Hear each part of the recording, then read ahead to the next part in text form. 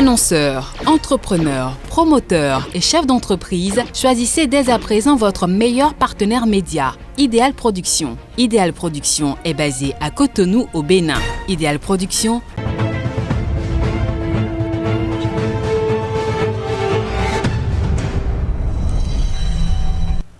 Bienvenue, nous fera scruter les quotidiens. Allons pas venir ce mardi si qu'on devient maintenant déjà en position pour nous aider à y aller graduellement. Qu'on devient maintenant. Bonjour. Bonjour les Todji, bonjour également à nos amis téléspectateurs. Alors pour eux, qu'est-ce qu'on peut retenir ce mardi? Oui, vous avez parlé également des appels à la paix, effectivement. Ça se multiplie. Les quotidiens aussi sont mis à contribution pour participer donc à cette campagne pour la préservation de la paix. Ça passe également par un certain nombre de comportements et ça, des organismes n'ont pas manqué d'en tenir compte pour apprécier l'état de santé de la démocratie en Afrique de façon générale et dans certains pays de façon spécifique. Le Bénin perd 10 places. Et sans oublier aussi qu'au niveau donc, du scrutin à venir, effectivement, on travaille pour que les petits pas soient mis dans les grands afin que la fête soit belle. Et à cet effet, la Sénat effectivement met en route son plan d'action et le bulletin spécimen donc, de cette élection présidentielle est disponible et déjà l'ordre de passage aussi des candidats sur les chaînes de services publics pour cette campagne médiatique est déjà connu aussi. Oui, il y a de la matière comme vous l'avez constaté.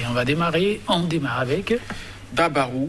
C'est ce journal qui nous propose en manchette ce matin, Bénin présidentiel du 11 avril.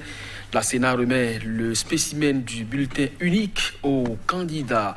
Le journal La Dépêche, Liberté dans le monde, le rapport qui accable le Bénin, l'intégralité du document de Freedom House. Et puis, médias, traitement de l'information en période électorale. Le président de la HAC exhorte les journalistes à plus de professionnalisme. Et Dieudonné Lokossou de constater que les opposants n'ont pas une unicité d'action et ceci est dommage. Le matinal, appurement de la liste électorale des personnes décédées, la Sénat se plie aux injonctions de la Cour constitutionnelle comme si elle pouvait s'en passer. C'est une décision qui s'impose et que l'on doit nécessairement mettre en exécution, reconnaît la vice-présidente Geneviève Boko-Nadjo. Et puis, dernière ligne droite de la présidentielle du 11 avril, le spécimen du bulletin unique remis aux candidats, l'ordre de passage de duo sur les médias de service public.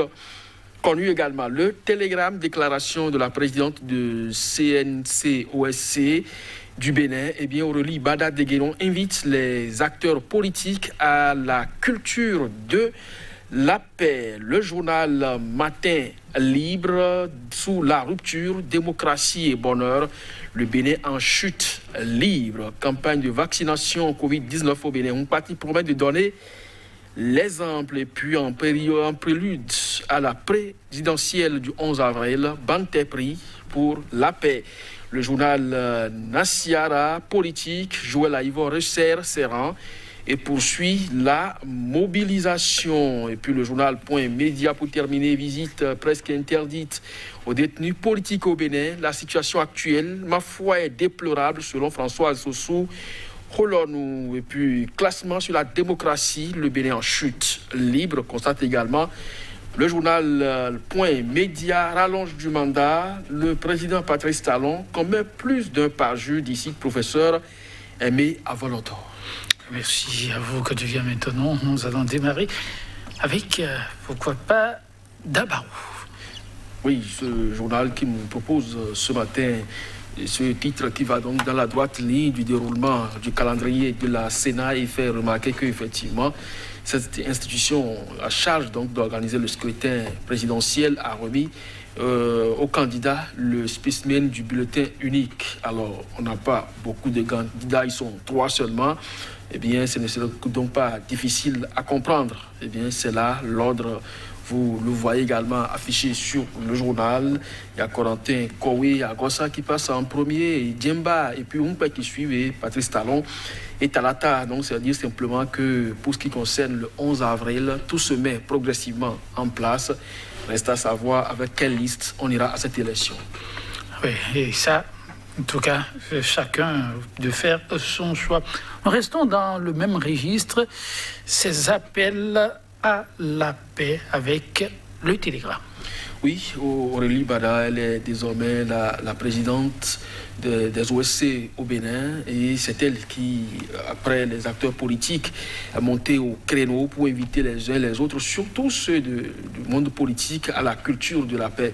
Donc c'est dire simplement que effectivement cette question préoccupe plus d'un et lorsque la paix n'est pas menacée, on ne va quand même pas appeler davantage autant donc d'acteurs à l'entretenir. C'est dire simplement qu'il y a dans la République aujourd'hui des faits et gestes qui montrent jusqu'à quel point la paix vraiment tient pratiquement d'un fil de rasoir.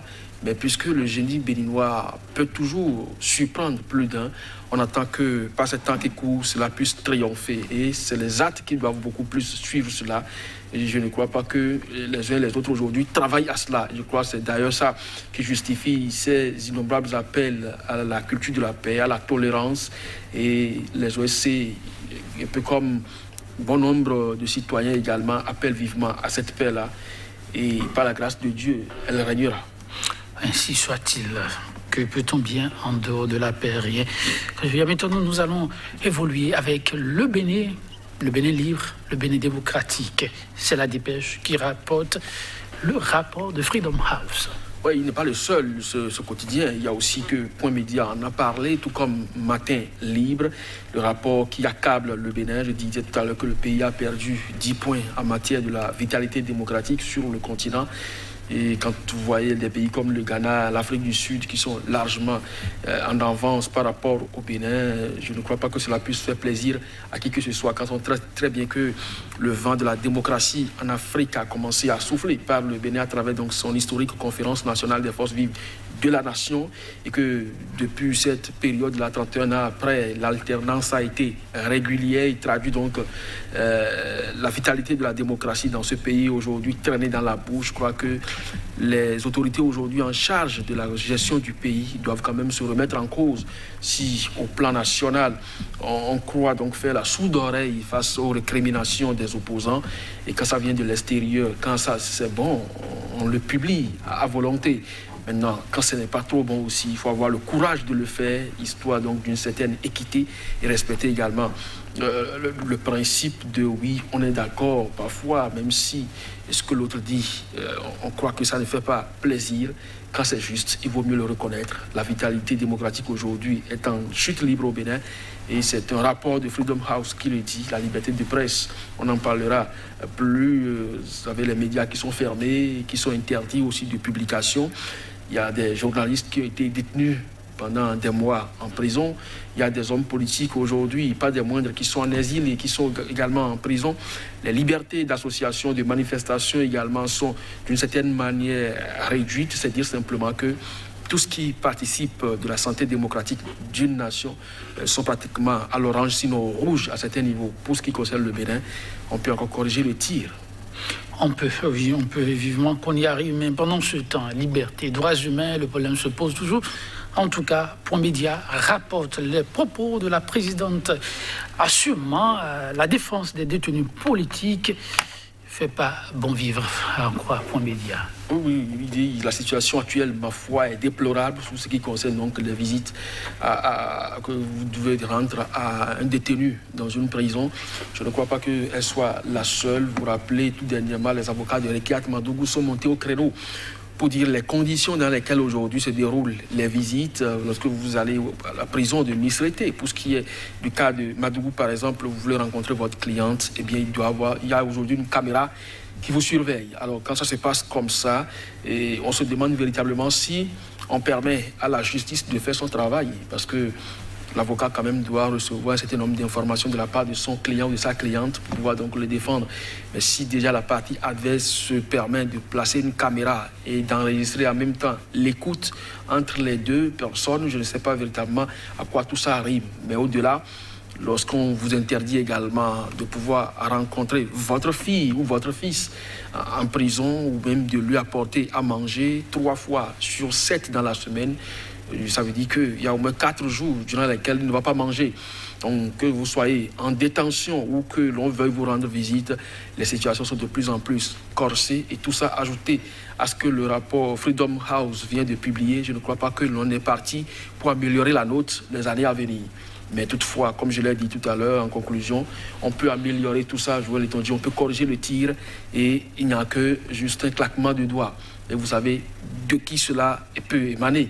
Donc, si quelqu'un est capable de faire quelque chose en ce moment précis pour améliorer un peu le visage du Bénin, aussi bien sur le plan des libertés individuelles et collectives, d'une part, et puis la démocratie en général, bon, qu'il le fasse. Qu'il le fasse, et il est attendu. On espère que ça viendra. Une petite note de santé, mesdames, messieurs. Matin libre, le ministre de la Santé accepte poser le premier pas. Oui, moi je le voudrais. Bon, c'est quand même curieux que ce soit encore au stade de promesse, parce que les vaccins sont là depuis quelques jours. En temps normal, aujourd'hui, puisque la campagne devrait être lancée, on aurait quand même pu voir, constater que le ministre de la Santé s'est fait vacciner. Et même un peu comme vous avez rappelé le cas du Ghana, c'est le président Nana Akufo-Addo qui a pris en premier en Côte d'Ivoire, alors que le Premier ministre Bakayoko était en tout cas en déplacement sanitaire en Europe avant de succomber, et que le président Ouattara s'était rendu donc à ses cheveux. C'est le ministre Hachi qui avait pris donc le vaccin à leur place. Donc c'est les autorités au plus haut niveau qui donnent le bon exemple partout. Alors ici, on est encore au stade de promesse. De toutes les façons, que cela se fasse, et on ne le dira jamais assez, le type de vaccin qui sera administré, qu'on le précise également aux citoyens, si c'est AstraZeneca ou Sinopharm, ou si c'est les deux combinés, qu'on le dise clairement, et qui sont ces couches-là qui doivent bénéficier de ces différents types de vaccins. Puisque aujourd'hui, la panique, elle est là, générale. On doute de la qualité, des provenances également de ces vaccins et de leur contenu, puisque nous n'avons pas de laboratoire à titre personnel ou privé pour pouvoir vérifier tout ça, que les autorités nous rassurent davantage à travers effectivement le bon exemple. Vivement, oui. Ce sera tout, mesdames, messieurs. On va s'en arrêter là. Et on se retrouve demain.